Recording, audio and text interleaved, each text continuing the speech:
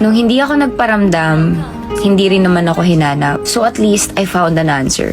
Okay na yun. Naniniwala ako sa idea na having no closure is the closure. Alam ko, lahat tayo, pag nag-end yung relationship, iniwan tayo sa ere, bigla silang nawala, biglang nakipaghiwalay. Gustong-gusto natin hanapin yung mga sagot. We want an answer. Acceptable reasons na mabavalidate yung sakit na nararamdaman mo. Pero alam nyo kasi, yung iwan ka without any explanation is already the answer. Na wala na siyang pakialam sa'yo at hanggang dun na lang yun. Respect yourself na kapag iniwan ka ng ganun-ganun na lang, hayaan mo na. Tandaan mo, siya ang nawalan ng taong nagmamahal sa kanya ng totoo. At ikaw, nawalan ka lang ng taong tinitake for granted ka at hindi makita yung halaga mo. Masakit lang sa umpisa. Oo, ramdam ko been there than that. Pero kasi at the end of the day, wala kang magagawa. Kahit iuntog mo yung ulo mo